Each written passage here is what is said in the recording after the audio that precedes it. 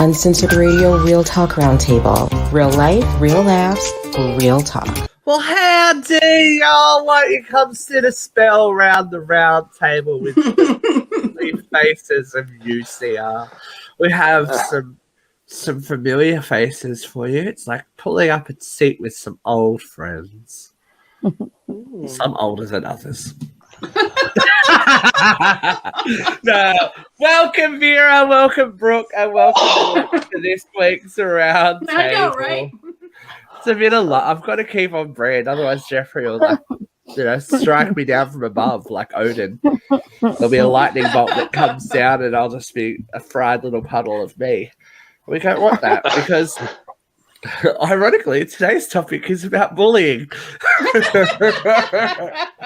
Where are you, Jeff? Where are you, Jeff? As I bully Vera, where are we? That's it. Okay. So I've taken some statistics from an actual UNESCO report, which has got some very interesting results. So they're reporting that 1/3 of youth globally experience bullying in schools. Boys experience slightly higher rates of bullying than girls overall, but countries where bullying is most pervasive, girls are more vulnerable. Low socioeconomic status is the main predictor of whether young teens in wealthy countries will experience bullying in schools. Immigrant youth in wealthy countries are more likely to experience bullying in schools than local-born youth. So, let's take it back in the Wayback Machine, folks. I don't know if who on the panel has faced bullying in their time? I think we can all put our hands up and go, yes, we have been a victim of bullying. So let's start with... Well, I should have been bullied more than I was. That's all I will say, because... Luke's upset with the not amount of bullying that he received. I'm only saying that because, look, I was a homosexual male in a very regional town and I was spared a lot of the bullying because I guess I made myself very likable. So I think I'm funny. Am I funny? So you developed a coping mechanism through humor, so people... Yeah, and all the straight guys like me. Like, they thought, like, fucking Luke's funny. So then when someone would come, like a proper homophobe, would be like, oh, that fucking faggot, these guys would stand up for me. They'd be like, hey, you leave our mate alone and blah, blah, blah. So, yeah, no, I wasn't bullied terribly at school at all. I thought I would have been. I saw other homosexual men at our school bullied terribly. And do you think that's because you put yourself into a safe space? I did, and I also feel very guilty that I didn't advocate for... Looking back, you've also probably compromised a little bit of who you were back then just so you were safe and you were, not on the fight in the line of direct fire. Oh, definitely. Yeah. I wasn't talking about, how hot guys were and shit like that because people they did not want to borrow that, which was, look, it was just my reality. And but I am very grateful, I must say, for the friends I had during high school, for all those heterosexual men back in the 90s that stood up for me, because it probably was hard for them to do that too. So I was not bullied badly. I had one guy that used to have it in for me. He was a terrible piece of shit. And I remember once he was standing there mocking me behind me. I didn't see it at the time. And my friend David was standing across from me. And he was like looking over my shoulder and I could see something was going on, but I didn't really pay attention to it until he just then suddenly just punched someone behind me. And I was like stood back. And I was like, what the hell just happened then? And he's like, he was making fun of you and he can fuck off. And I'm like, oh. So, yeah, no, I had really good mates. I'm lucky. Great. I was blessed. That's very good to hear. Good. I like that. My experience is very different. But anyway, we'll talk about that later. Vera, talk to us about your experience. What can I say? There was a fat Hispanic girl in an all-white town. I got bullied a lot. I got bullied into adulthood. Exactly. And what do you think that's done to you, though? What do you think that has done to you? I do think that I'm much more sensitive to other people. It's made me much more empathetic. I can see when other people are struggling, when other people are hurting, and it's probably why I ended up in psych. But Right. Beautiful. It wasn't fun. Never is. Brooke, what about you, my love? Oh, look, I was the fat weird chick. Everyone picked on me, like everyone. I remember, I took up smoking when I was in high school because the cool kids smoked and they kind of half protected me, but they half bullied me at the same time, if that makes sense. So, like my friends were essentially my bullies. And, it's a very weird position to be in because one day they love you and the next day they're putting shit on you. It's crazy. But I remember in year 7, I was just walking into an assembly, and this girl came up behind me and she shoved me, went flying across the auditorium bit and slammed into a table, and it was not fun. And the whole school just kind of stopped and laughed at me, it's pretty shitty experiences when I was growing up. Yeah. Mm-hmm. I remember I got called Baldy Forks once when I was in grade 8, which I later learned. Again, what was it? Baldy Forks. So I later learned that was someone who hasn't yet to go through puberty. But at the time, I was like, "What the fuck?" I've never heard that before in my Baldy life. Forks, yeah. There we go. Interesting. Yeah. Look, God, I think I was going to say it was my own fault, but it really wasn't. There's no excuse for bullying. I spent my high school years at a performing arts high school, and you would think, ironically, that you would be safe there from that kind of judgment or threats of physical violence, intimidation, and all that kind of thing. But it was horrendous. Walking around a place where it's supposed to encourage the arts and creativity, and getting called a faggot, getting told you're going to get flogged, and all this kind of stuff, and all I look back at it now and go, okay, if I had the knowledge that I had now, you could have just said fuck off. But when there's someone that's bigger than you and tougher than you telling you all that kind of stuff, bully me. But this is the main thing. I kind of really can't blame the kids either, because you know what, I became a bit of a bully because that was my way of surviving. Is that what, you ingratiate yourself with a group that's got a little bit of power, and then you become the bully, right? And I have a lot of people I should apologize to in real life, but that's not for on air. Unless they want to come on air, we can do some kind of Oprah thing. That'd be nice. But I realized that I repeated that behavior. You know what I mean? But it wasn't my fault. I squarely blamed the adults in the situation that saw that behavior happening and did nothing.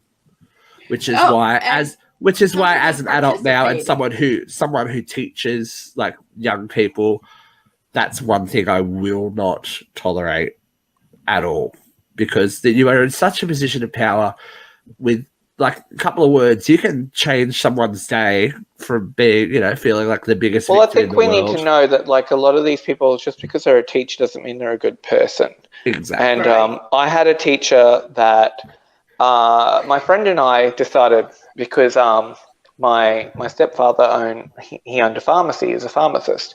So we thought we'd take this cherry black hair dye mousse back one night, me and my friend, who was a complete queen as well. He was flaming. Anyway, we put it in. Anyway, our hair, it was meant to be cherry black, but we were both blonde. So our hair went bright purple, both of us. So anyway, we showed up to school the next day with this bright purple hair. And this teacher made so many horrible, I couldn't even put it into words, the homophobic rhetoric and trying to goad other children against us. But we were actually quite well liked by everyone. And I had a girlfriend at the time. And so he was just awful. and then it turned out he was a pedophile. But Yeah. potato. Do you know the most a lot shocking of news there that teachers- Luke had a book? Yeah, but I was the piece of shit at the time, like let's make fun of these two boys that have got purple hair, even though I'm a piece of shit. But like that was, and he was trying to create that culture there, and we were so lucky that the other kids in our class, we'd grown up all together since grade 1. So this is grade 7 when this was going on. That no one really picked on us, fucking, it was funny, haha, you got purple hair. But he was really trying to plant that seed that you really should go for these two. And I think it's disgusting. On the topic of teachers bullying, so Mr. 13, everyone knows that I have 4 kids. So Mr. Nearly 13, when he was in primary school, I'm not going to name the school, but he was in kindergarten. And he's autistic, and it was not discovered at that point yet. And so he was seen as the naughty child, the troubled child, the child who didn't do as he's told, not the child that needed help at the time. So his kindergarten teacher actually made him stand up in front of his classmates and say that he had a stupid, empty brain and that he was stupid and that he wouldn't be anything. Now, to me, that is devastating. I had a 5-year-old that would pull the covers over his head and say, Mum, I can't go to school. I'm stupid. I don't feel good, and things like that. And it's like, even to this day, he repeats that sentence when he feels like he's done something dumb. So teachers especially, and adults who target children in this way, really, they don't understand the damage that they do, because we're talking a lot of years later and this has stuck with him, and it's not fun to try and parent through. No, and it's something you can't undo, because, these people are very important in our formative years. I remember every single one of my teachers. And that's the big thing, it makes your whole life up, is that those people were all part of my life. And if someone's horrible to you, especially if someone you trust and that you believe to be someone who's out there for your benefit, to do horrible things to you, it's not. And say things like that, like, what the fuck? It's very interesting. I went through school. I went through junior school very, very, very, very blessed. I think from kindergarten to year 5, I had amazing teachers who were so encouraging about you expressing yourself and, actually learning, and them being passionate about learning and teaching, that it made you want to engage. I hit year 5 and 6, and I've had 2 of the worst teachers I've come across in my life. One of them was a male sports teacher, big surprise. So the kids that dance had nothing to, you know what I mean? I was a male in a male dancer in the early 90s. Hello. And then year 6, this woman, I don't think had changed her teaching style since the 1960s. She was just a complete bitch. But there's no coincidence that I went from being a great student to being a pretty poor student. Like, that I just would not engage with these people who made you feel like you were wrong, or you're an idiot, or you were this, that, and the other, because you didn't learn things the way that they wanted to teach them, or you weren't the kind of student that they liked. And this is the problem with institutionalized education too. Like, look, I went from an A+ student to my high school years where I was very disengaged because I had a lot of shit I had to deal with, and I wasn't performing very well as a student. And so is that really a reflection on my intelligence, on my capabilities? No. This is a whole different conversation. I had teachers that would judge me harsher than they judged other students, though. Right. It's like I could turn in the exact same paper as the kid next to me, and he would get an A and I would get a B, and it would be, he had the right colored pencils, or, it was very institutional for me. I had a teacher as a senior in high school who wouldn't call me by name. He called me Cesar Chavez. And if you Oh my probably God. don't know who Cesar Chavez I is, do. Yes, I do. He was a Mexican immigrant who unionized the farm workers in California, and he said I was just another troublemaking Mexican. And he called me Cesar Chavez. He did not call me by my name. But Vera, how much integrity do those people lack to even treat somebody like that? Like, you know. Oh. And we see it everywhere in these That he died a institutionalized. horrible death, and I couldn't even care. You know. It's okay, Vera. I know people. Exactly, and the irony of the situation is that when I had these horrible teachers, and one of them is definitely still alive. I don't think the year 6 woman is, because she should be in the fiery pits of hell. The irony of the situation is I was actually excelling in everything except for the classwork that I was doing. So performance-based stuff, I was getting these great roles in the school musical. I was in Starstruck. I was getting accepted. So that was like a big dance thing, a performing arts thing here, and that was all the schools in the district. I was getting selected for special roles. I was school captain, and she threatened me and my parents. She made my parents come to. No, she made my parents come to the school and said that if my grades did not improve, that I would not get a passing mark for year 6 of school. Mm-hmm. I'm like, woman, what do you want? What it's like.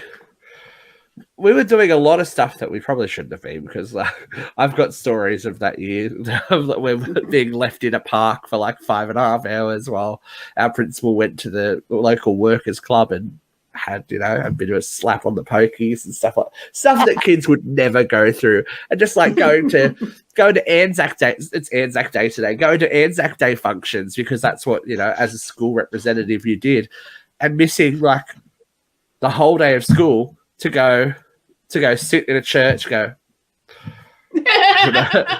a flower up, and then go back and then get in trouble for that. I'm like, well, these are not my things. If I get called to the principal's office, I'm not in trouble. I'm the school bloody captain. Like, I'm not doing something wrong. But she just would not budge. And the fact that I had performing arts things that took me out of class, because if you weren't in class, you weren't learning, and she just would not budge on it. No matter what I did, no matter what I tried to do, she just did not like me. And the same with the kid. It's the same with the kids. Funny, I had a music teacher like that too. She was terrible, and I used to love music. Look, I ended up. There were kids in high school that no matter what you did not like you, and I'm like, well, yeah. You spend so much time trying to cater to that and go, oh, I'll change this and I'll do this and I won't say that and I won't do that, because if I don't do that, I'm invisible and I can get away with, not getting pushed today or not getting tripped today or not getting something thrown at me today. You know what I mean? Thank God I found the arts, because, right? Getting a standing ovation goes a long way to erase those memories of getting caught fatty bum-a-laddy on the bus,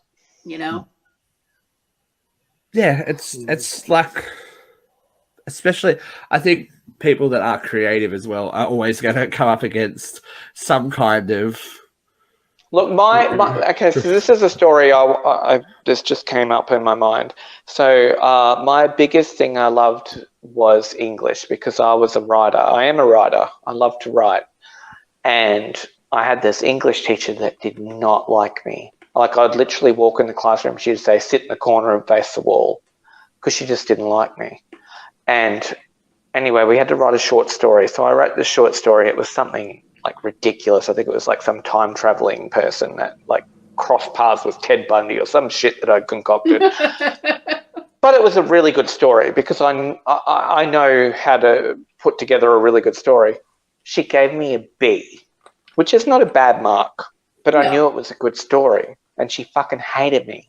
So I got it remarked by the head of the faculty, who gave me an A+. And I'm like, well, there you go. I said, why is there that discrepancy there? I ran into that bitch not that long ago. She was walking in a shopping centre and she fucking rolled her eyes at me. We're both adults now. And she still rolled her eyes at me. I thought, what the fuck's wrong with you? Like, I wasn't a bad kid. I didn't give her grief. She was just a horrible piece of crap. And just... And bullying that's the thing, bullying takes many forms, and they don't, like, people...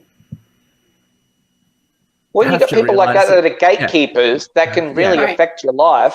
You know what was worse for me, though? I'm sorry. Go ahead. That's all right. Go, Vera. No, you're right. Go, Vera. I had a gym teacher who bullied the fuck out of me. And it wasn't just me. He bullied my sisters. He bullied all their kids. But he never hesitated to call me fatso. Never. You know, climb that rope. It'll do you good, fatso. It's like, I couldn't get off the ground, you know. But later as an adult, my sisters and I mean, we're known in this town. My sister sat on city council. I was on the arts council. She was president of the arts council. We do local theater. You know, everybody knows us. We're very well respected. And I would run into this gym teacher who was so cruel to me in grade school.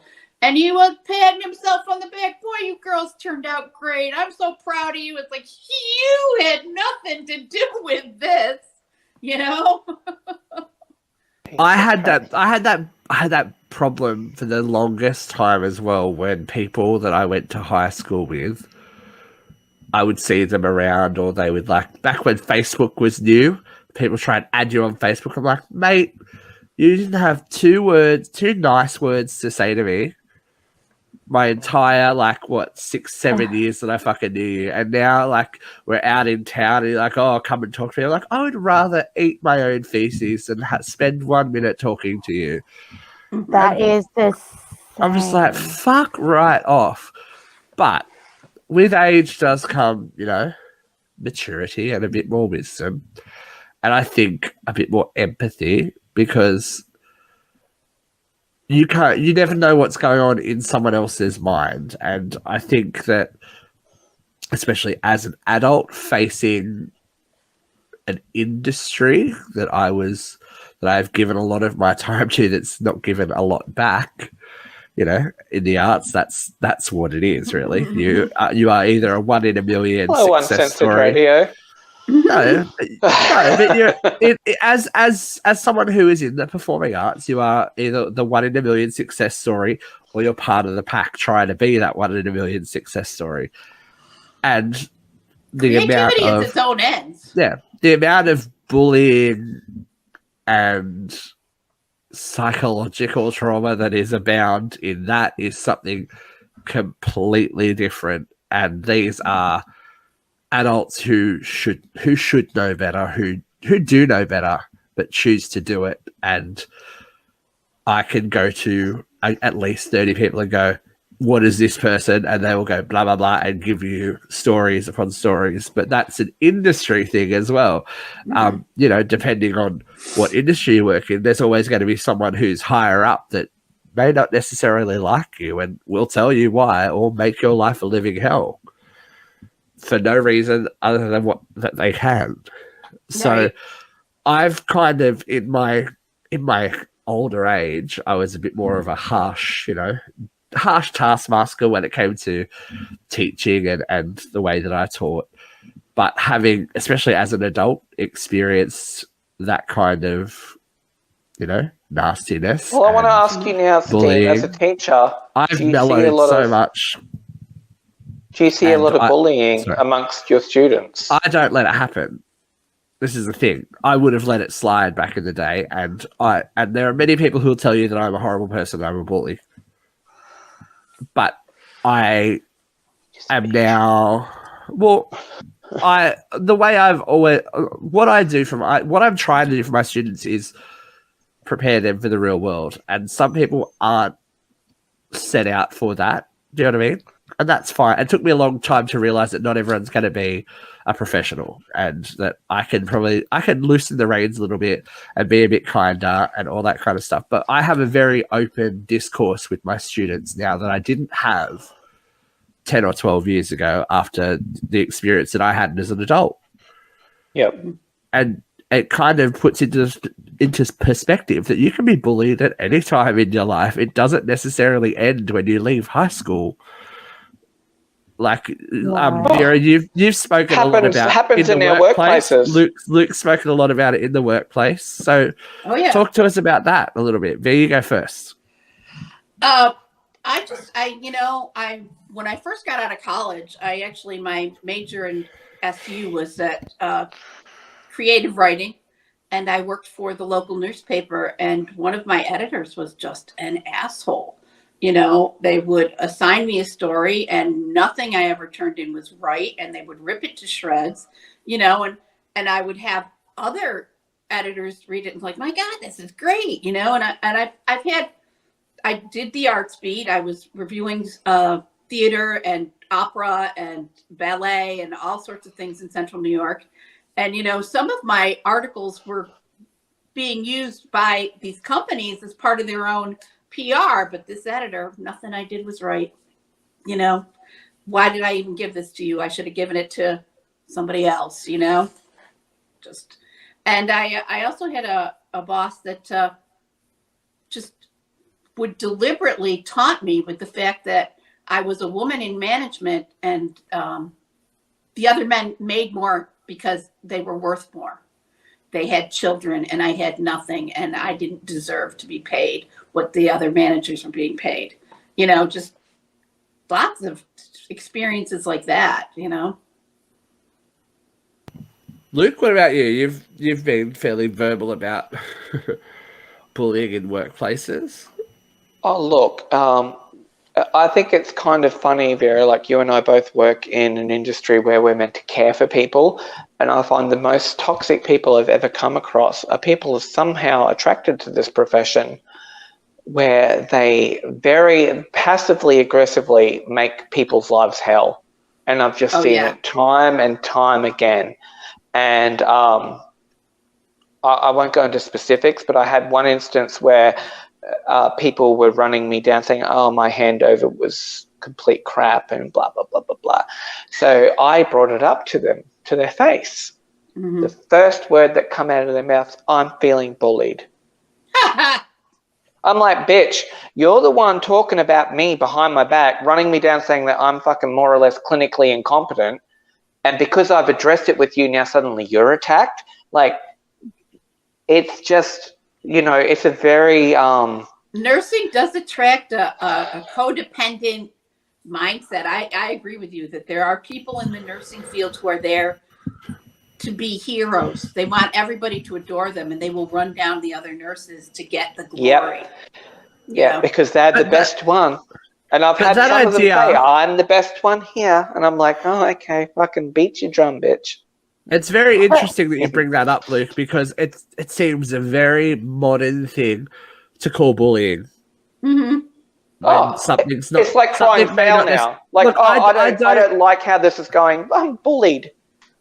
I don't doubt there is genuine cases of bullying, but if you can't stand a bit of constructive criticism or things not going your way, that's not bullying. You have like someone telling you, not, hey, please stop talking about me and running me down clinically, and come to me with your quantitative evidence. I'm bullied. Like, no, bitch. I've had the same thing at my workplace where I'd literally been in the job only a few days, and one of the women who was also learning, because I didn't immediately take her notes, and so she'd been there only a few weeks longer than me, and I didn't immediately take her notes. I was listening to the lady that was training me, because I didn't, fall at her feet and thank her for all of her help and things like that. She ran to our manager and said that I was mean and I was horrible and nasty to her, which I pride myself on not being mean at all. I don't like it. I don't like conflict.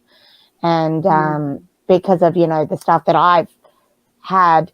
And so, it was automatically, she labeled me the mean girl because I took to the job better than she did almost, essentially. So I find sometimes, Brooke, too, if people feel threatened by you, they will cut you down from the knees. I was going to say, since that incident, she's actually made the same claim against every other member of staff in the office, that they're mean to her and this is, and and what's the common denominator there? Yeah, that's exactly what I've Hello, said. just take genius.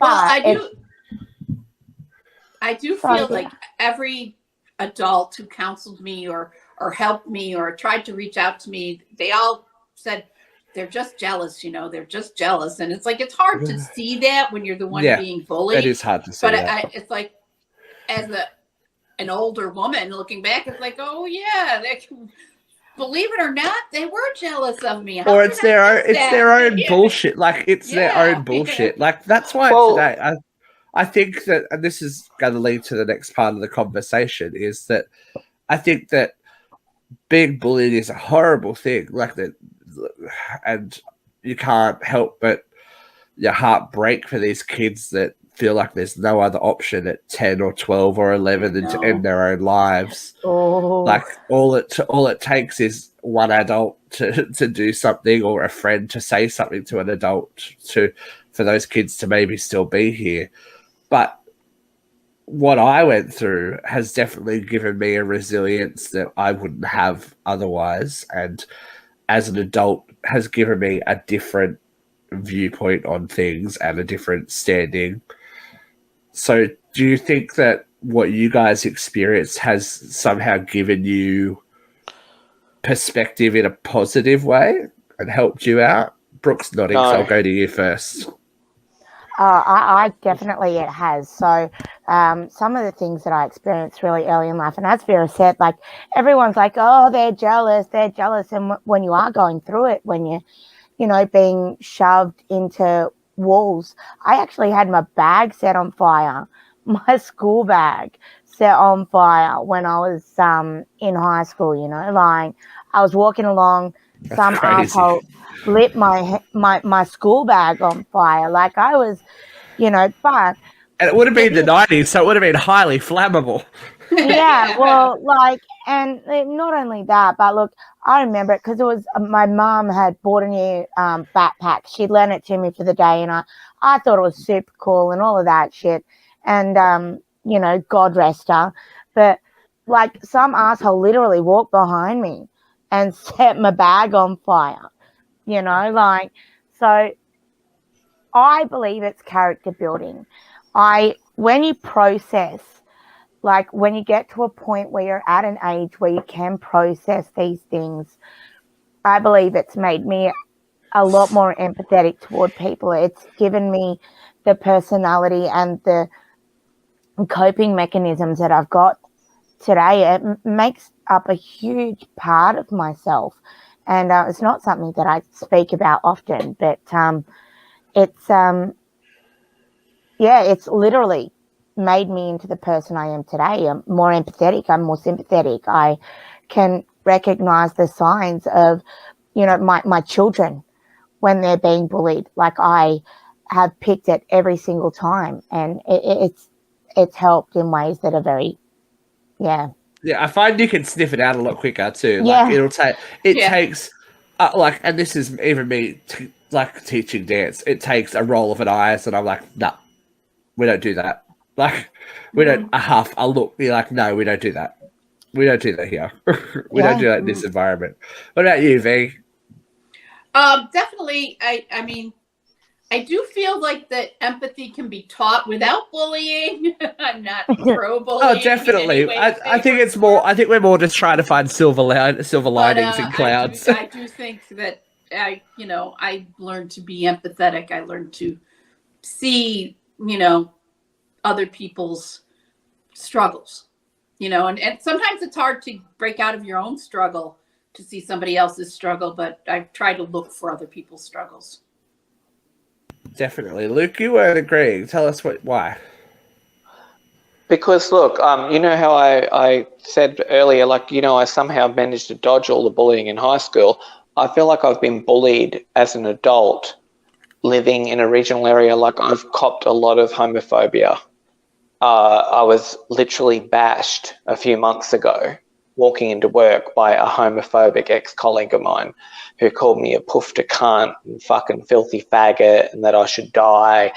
And you know what? There was actually no justice. The police didn't care. So that kind of stuff really resonates with me. And it's made me an angry person in some ways because I've I've always been a very empathetic person. I always care about other people. But then when something like that happens to me, it makes me so pissed off to the point where I don't want to ever become the bully, but I almost feel like that's the persona I'm being forced into.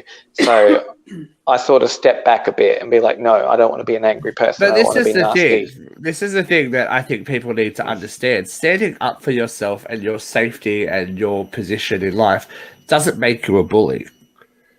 Not at all. It doesn't. And there's a lot of people that are, especially in the modern day, that are scared that if you stand up for what you believe in and what is right or what you believe is right and your opinion, then that makes you a bully or cancelable or whatever that may be. There's been a few times when I've popped off about stuff. Like I got told that because I've got a child through surrogacy, I got told by a very Catholic lady that what I was doing was really wrong and selfish and horrible. And I said, well, the same argument could be applied to you. And she's like, what do you mean? And it's like, you're a type 1 diabetic and all your children are type 1 diabetics. I said, that could be considered selfish and horrible too. And I'm the worst person in the world for saying that. And she fucking put me in that position where I was so pissed off that someone was attacking the fact that I wanted to be a parent because, it's so bad that you're doing that, but it's okay that I'm one. And then I feel terrible about that still to this day, that I shouldn't have probably gone to that level, but I was pushed there. Like I was pushed into that corner where I had to retaliate, and then I feel like a bad person. I don't look. There are times when you can rise above, and I know that like the whole when they go low, we go high thing is the way to do it. Sometimes you just need to get in there and fling a bit of mud so people know that you can take it there if you need to. Being able but to you get cancelled then, girl. You get cancelled. Being able to rise above is a skill that takes time. I don't think I've mastered it yet. I think when they go low, I go away. I just practice avoidance. I'm not going to put myself near you. You just got to stick with me, Vera. I'll say what.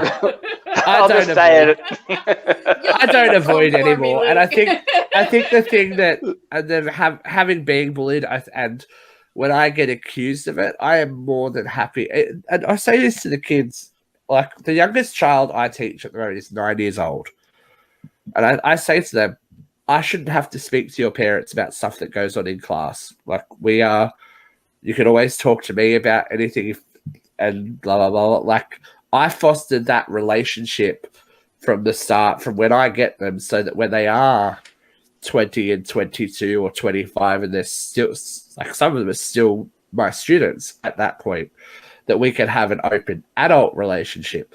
But it starts when they're younger, by an adult not feeling threatened or bad about having to explain things that happen. So if I were to move someone to the back of the room or the back of a lineup, I don't like that child, I'm bullying them.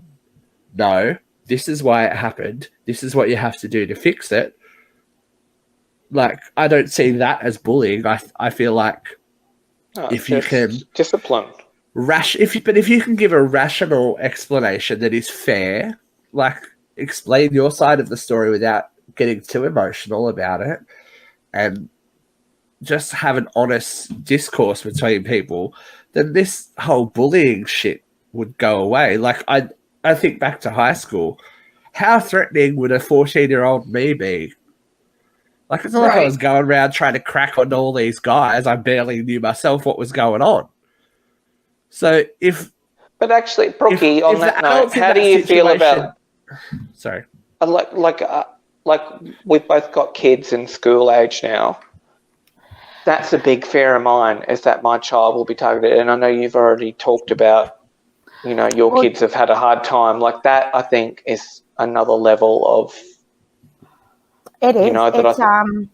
At the moment, Mr. 13 has 4 kids who constantly pick on him, constantly. And then he goes through these little guilt spirals because his best friend, he had a day off school and his best friend was beaten up by 5 kids. All right. And he's like, they only did that because I wasn't there to protect him. All right. And then he goes through this huge guilt spiral. And then there was another incident at the school a couple of weeks later where these kids waited. So he walks home with his best friend, and one day they left school, or they left class, and he said, "I've got to go bathroom, I'll be back." And then these kids waited until he left and then beat his best friend up again. Like smacked his head into a pole. So this creates another guilt spiral. And he comes home and I have never in my wildest. So he's a big kid. And to have my 13-year-old son start sobbing because he's got 4 kids picking on him and he feels like it's his job to protect his friend. It's a lot to deal with. It's a lot. Bullying, it's horrible. And the schools don't do anything.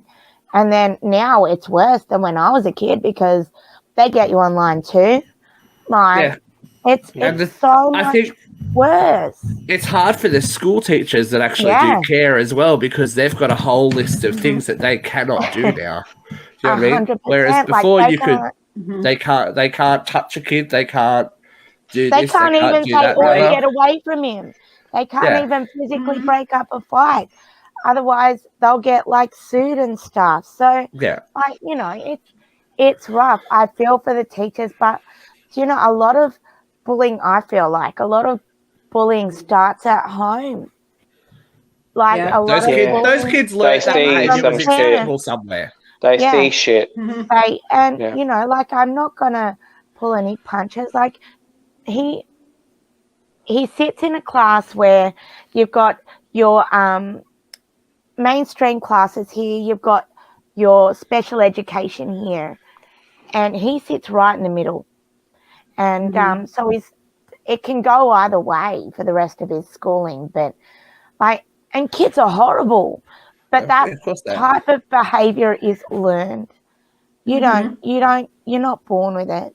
So I try to teach my kids to be, honest and loving and kind, but not everyone are parents. That's the thing. You're not gonna. You've got all you can do is teach your children that, and when they come across people that are other than, know that is not acceptable or the way that things should be. And well, that was my big fear, though. I think the silence around the homophobia I cop, the homophobia going to roll through to your children. Yeah, to her, because people talk, but I think I'm very lucky that maybe it's just where I work, and although the parents have worked with me or know me, that it's kind of a supportive community. It's a better world now. I will say that than when I grew up. People are a lot kinder about GLBT than they were back in the day. But you've got to look at what I would love to know what amount of kids go to a school where every child in that school has 2 happily married parents that live in their household 24 hours a day. Right. Well, a lot of them do. I have to see them every day. No, I think that's your small town experience. I have to say, I'm really surprised that it is only a third of kids that are bullied. I try to think that's what I was going to say as well. That's the ones that are reported. A lot of kids are bullied that go unreported. I think that it's much higher than that. Nobody gets out of grade school without some scars. And if you do, you are very blessed. Yeah. You're one of those people that no one takes me seriously because I'm too pretty. It's like, oh, fuck off. Fall down a well. Pretty girls get bullied a lot. Of course they do, but those influencers. That's why they hated me. But the influencers that are like, I'm too attractive. I can't go on this dating app. They've banned me. It's like, fuck off, idiot. Take off the filth. Take off. I'm the popular girl. Okay. I'm bullying them right now. But be a bit more honest with yourself. Right now. Be a bit more honest with yourself. I'm more about honesty when delivered tactfully shouldn't be considered bullying. And I agree 1,000,000%. Do you know what I mean? Well, we do. I a bias. I culture- agree, and I have a bias. culture Everyone of has their bias. victimization, Yeah, where everybody's look- the victim. You know. yeah. Some If I don't feel- professionally so. Yeah. 24 hours a day, and I wonder that I couldn't live my life like that. I don't know how people do. I just can't. Well, it fuck- takes quite no exhausting. responsibility for yourself. But it takes so much drama. Like, who has the energy it to does be take a involved lot in of that drama. much drama? Like, I couldn't be bothered. Like, if the computer doesn't work properly, I'm just like, oh well, that's the day over. Like, I couldn't. Computer says no. Oh, the computer didn't work well, and then my seatbelt didn't work properly, and then I lost $1 out of my wallet, and then my phone rang twice when it should have rang 3 times, and I'm like, fucking have a Panadol and lay down, babe. Like, Have a Bex. Have a Bex powder. that's the world telling you not to leave the house today. Right. Like, don't be a professional victim about it. Like, oh yeah, I've got a cold. Well, I've got fucking malaria. It's like, okay, well, go and actually get sick. Don't tell me what's wrong with you. It strips you of all your power if you're always a victim. And this, You know? this is going to sound horrible. But some people cast I themselves think that a way. little bit. Cope. I Yes. think a little bit less of people that are victims constantly about. Mhm. And look, I'm going to preface this not of horrible things like assault, all that kind of thing. Mental illness is that is no one's fault. But if you're constantly drumming up the fact and comparing yourself to other people and putting yourself in a lower status, then please do something about it. Go and seek some kind of counseling or therapy, or give yourself some kind of direction, because you shouldn't go through this world thinking that you're shit. What kind of life But is you know that? what, though, Steve? When those are the same people. I'm sorry, Flu. Go ahead. no, you go, Vera. You go. There's, the people who are running around saying I'm a victim are the people that are going to get in the face of the girl who speaks with a lisp, or the kid who's got a club foot, and their own victimhood never gives them any compassion. It's that caring. So they strike out at others, and that is exactly why bullies become bullies. Like, as I said before, I didn't have the power, so when I found out the way that I could get power was to make someone else's life a little bit difficult, I ran with that. But I was also a But teenager. you also got to identify too, like if you're a victim of bullying, and I'm not victim blaming at all, that there's something there that attracts it. And I had to face that for myself. I'm like, why are all these shitty things happening? That's not something you should feel bad about. You can identify it and go, well, that's their issue. That's not your problem. Yeah. That's not your problem. If someone chooses to... If someone chooses to victimize us because we all have dark hair, no matter how much you try, Luke, like, hello, none of us would have been on the, Hitler's master race. We would have been out. There's a difference between being bullied and being abused. I mean, exactly. Yeah. If you are in an abusive relationship, yes, I feel that there are things in you that abuser is attracted to that you need to fix, But a school-age kid, I'm not going to put that on them as so much. Or even an adult. Even an adult that's getting bullied. That's someone else's bullshit. And I think that the sooner you realize that and you go, okay, boo, that's your problem. Mm. You live that life. See what that negativity does to you and does for you. You did walk away from an abusive relationship. Absolutely, Luke, right? Yes, I did. And you've put in the time to examine, but it's different from being a bully, don't you think? Exactly. Oh, definitely. No, there were two different things, but at the same time, I think you can be a vulnerable person, and if you're somebody that people perceive as vulnerable, that you will cop it more. And so that's something that I've had to sort of come to terms with. And you need to learn you can be vulnerable, but you don't have to be blind. I don't have to be a victim either. No, Like, no, but I'm not even saying being a victim. I'm saying you need to know that you can see those people coming and you don't have to engage. Yeah. Because as Fuck we those all get, people.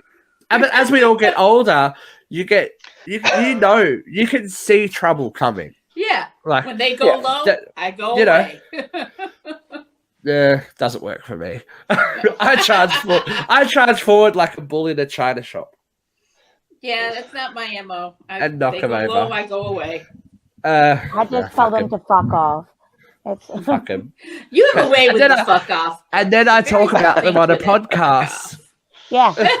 Yeah. Fuck with me. I'll talk. Names. I could.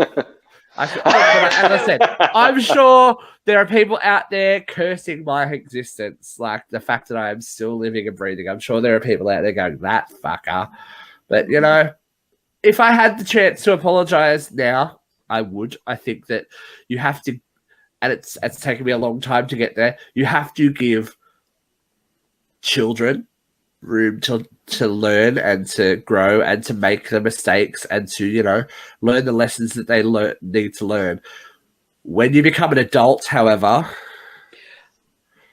I think sometimes even as kids, we've all done stuff that we know was wrong, like when we've said something mean, but I've owned that. Like I've actually gone out of my way. I've apologized to someone when we were in like grade 10 for something I said one day because I thought it was funny and it got a laugh out of the crowd, but it actually made this girl feel like shit.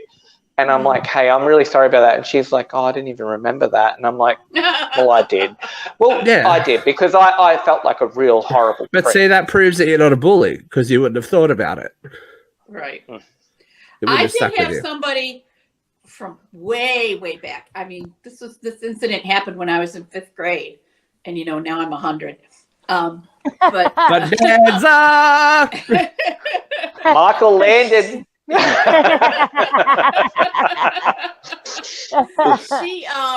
She was friends with another friend, and she said this friend who was friends with both of us said, oh, so and so wants to have lunch with us, just the 3 of us. And I said, you know what, she was involved in a very horrible bullying incident when I was in 5th grade, and I don't want to go to lunch with her and be her friend. And my friend was like, oh, you got to learn to forgive and you got to move on and blah, blah, blah, blah, in my face. And I'm just like, I learned to forgive. I have moved on. This woman is nothing to me now. I accept that people grow up and people change, but I am not putting any effort at all in ever being this person's friend, even though that was 100 years ago. It's Was she that died Christy past. Masters Christensen? But I think not going to do it. As Vera said, and I think to wrap things up, we have been talking about, letting everyone's making mistakes and growing up and learning, and when you know better, you do better. But kindness goes along, and this has been the moral of the story a lot lately, that a little bit of kindness and a little bit of understanding outside of your own personal bubble can go a long way to not making these things as isolating and as horrible as they are. And the old terrorism days motto still rings true. If you see something, you should say something, because you don't know what kind of difference you make in that person's life by stopping them being bullied once at somewhere. Do you know what I mean? Yeah. They might cop it at home from their parents, or they might cop it, from their siblings. But if you create a safe space and a place where they can be happy and relax and feel like they're okay to be them, then sometimes that's all these people need to get through a day, and then the next day and the day after that, because that's all you can really do in life is get to the end of the day and go, you know what? It's over. It's done. And then we can look at another day. And I think that, again, with a lot of topics we've been talking about, the more that we can have this conversation and bring it out to the open, and people can share their own stories, because it is such an individual and different thing that people experience. No one's bully or bully story, though it may share similar things, affects them in the same way. You know what I mean? We've all hello with the last nearly hour has shown the different ways that we've all dealt with it and how we've chosen to, you know, put it into practice in our adult lives. So yeah, keep talking, keep sharing, be kind to each other, and protect your energy, put your energy where it needs to be, and make the world a happier place is what I say. Can we all agree? I agree. I think we can all agree. And if they're bullies, just, you know, there's two simple words that really help. Go fuck. You know, go fuck. Fuck Especially off. if you're Fuck go off. fuck it. Fuck Go fuck. All right, the kids. master of the fuck off. We're going to be bullied out of our time because we're going to run out of it. So we will see you again soon around the round table. Thank you for joining us. Make sure you're following us on all the social medias.